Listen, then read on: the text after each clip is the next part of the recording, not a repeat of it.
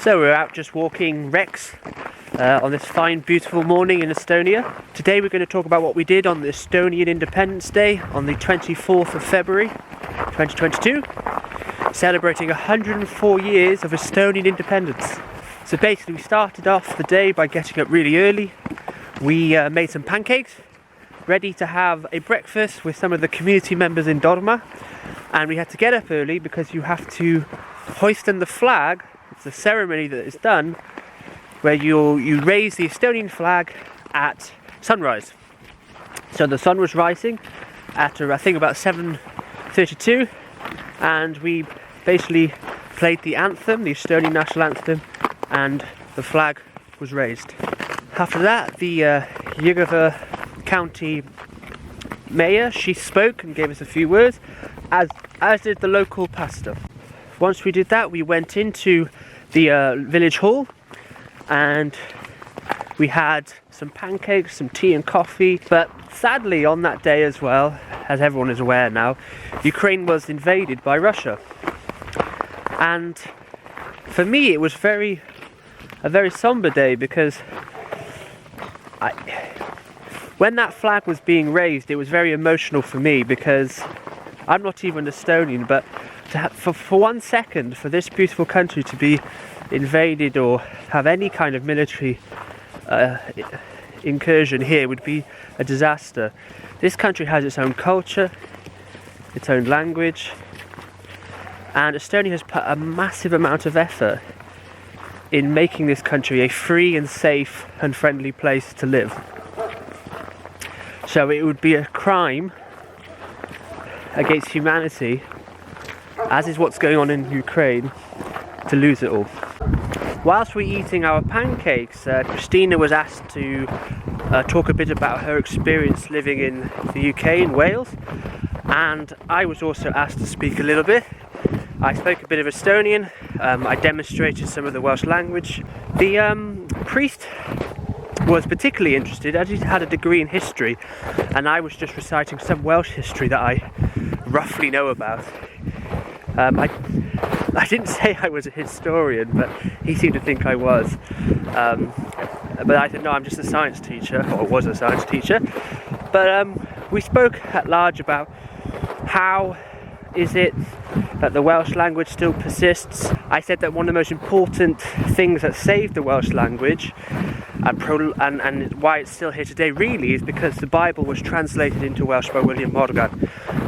If that didn't happen, it's very likely that those small communities of churchgoers would have worshipped in English and studied the Bible in English, and that would have meant the Welsh language would have probably faded away over the years. I asked him how is it that the Estonian language survived over the years, with being occupied by so many different groups of people, most recently of course the Soviet Union. And he paused for a moment and said, a miracle. It was a miracle. But he knew I wasn't quite satisfied with that answer, and then he began to elaborate, and he said it was very important that even during the Soviet occupation post-Second World War, Tartu University, for example, was allowed to continue teaching in the medium of Estonian. We both agreed when I told him the saying, heb iaith, heb cenedl, which is something we were told a lot in school, that without a language you have no nation. And I'm sure that rings true all around the world. Anyway, after that we headed back home. We raised our own Estonian flag. That was probably meant to be done at sunrise, but because we were making pancakes and rushing off to make sure we were there for the community one, we did that after. And then one of the rules is you have to bring it back down again the next day before sunrise. We may have slept in slightly, but the flag no longer is in the garden. We then decided to make some famous Estonian food that you would have on Estonian Independence Day, which has sprat sandwiches, sprat being a type of fish, and basically you have bread, some butter, onions, raw onions, and sprat, and an egg. we had quail eggs and chicken eggs. And of course a bit of sparkling wine, because we wanted to celebrate. So our plans for the future of this channel is we are going back to the UK shortly. More specifically, we're going back to Wales, of course, and we are going to show some parts of Wales, like where I grew up, and some places of interest, and show you a bit of Welsh culture and demonstrate the Welsh language. We may even do all those episodes in Welsh, but of course I'll provide subtitles to translate whatever I'm saying. Just want to make a point as well that you will not be seeing any content from me filming any NATO troops in Estonia. I will not be seeking out to show anything to do with this topic, although I completely stand with Ukraine, and I'm not trying to show neutrality here. I'm just trying to not have a bit of integrity, and I personally believe that me trying to get traffic to my channel by piggybacking on the current traffic that some YouTubers are using by showing support for Ukraine and putting Ukraine in their titles and flags on their thumbnails. I don't want my channel to grow because of a war.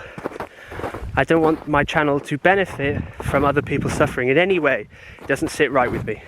My channel's aim has always been to show how beautiful Estonia is, to show people in Wales what a beautiful independent country looks like, and I also then want to show Estonians what a beautiful and independent country Wales could be, and just bring two countries closer together.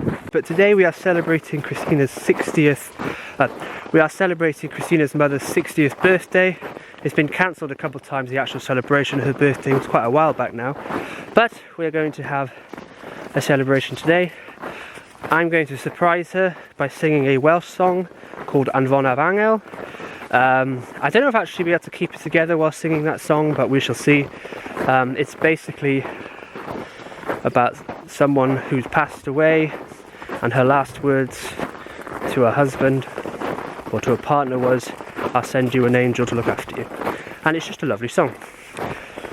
But it might have a different meaning with all this going on in the world right now.